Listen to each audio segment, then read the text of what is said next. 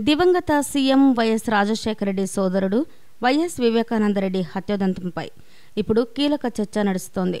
నిన్న రాత్రి పొద్దుపోయిన తర్వాత గుర్తు తెలియని వ్యక్తులు తన సొంతింటిలో ఒంటరిగా ఉన్న వివేకాను అత్యంత కిరాతకంగా హత్య చేశారు.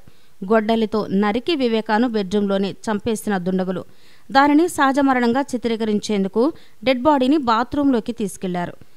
బాత్రూంలో కబోర్డ్ తగిలి చనిపోయినట్టుగా సీన్ క్రియేట్ చేసిన దుండగులు గుట్టుచప్పుడు కాకుండా తప్పుకున్నారు. ఈ క్రమంలో తెల్లారిన తర్వాత హత్య వెలుగులోకి రాగా వైఎస్ ఫ్యామిలీ షాక్లో కూరుకుపోయింది.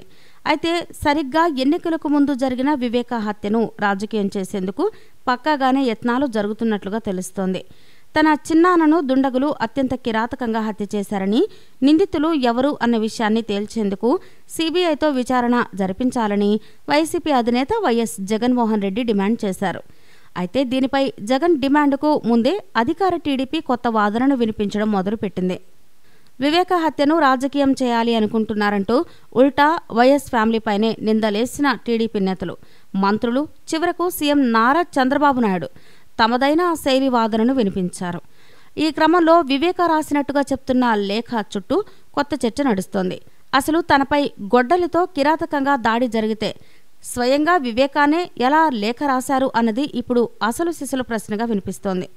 రాత్రివేళ ఇంటిలో ఒంటరిగా ఉన్న తనపై దుండగులు దాడికి దిగితే దాడి తర్వాత వారు వెళ్లిపోయాక వివేక లేఖ రాసినట్టుగా ఓ వాదన వినిపిస్తోంది. అసలు వివేకాపై దాడి చేసిన దుండగులు ఆయన చనిపోయారని నిర్ధారించుకున్న తర్వాతే డెడ్ బాడీని బాత్రూంలోకి లాక్కెళ్లి దీనిని సహజమరణంగా చిత్రీకరించేందుకు యత్నించారు అన్న మరో వాదన వినిపిస్తోంది. ఒకవేళ వివేకాపై దాడి చేసిన నిందితులు ఆయన మరణించకుండానే వెళ్లిపోయినా గొడ్డలితో తన శరీరంపై తీవ్ర గాయాలైతే ఆ గాయాల కారణంగా కలుగుతున్న తీవ్ర నొప్పిని తట్టుకుని కూడా వివేక లేఖ రాసేశారా అన్న అనుమానాలు కలుగుతున్నాయి. అయినా వివేక రాసినట్టుగా చెప్తున్న సదరు లేఖలో వివేక ఏం రాశారు అన్న విషయంలోకి వస్తే, నా డ్రైవర్ నేను డ్యూటీకి తొందరగా రమ్మన్నాను అని చచ్చేలా కొట్టాడు. ఈ లెటర్ రాసేకి చాలా కష్టపడ్డాను. డ్రైవర్ ప్రసాద్ను వదిలిపెట్టొద్దు. ఇట్లు వివేకానందరెడ్డి అని ఆ లేఖలో ఉన్నట్లుగా ఇటు పోలీసులతో పాటు అటు టీడీపీ సర్కార్ చెప్తోంది.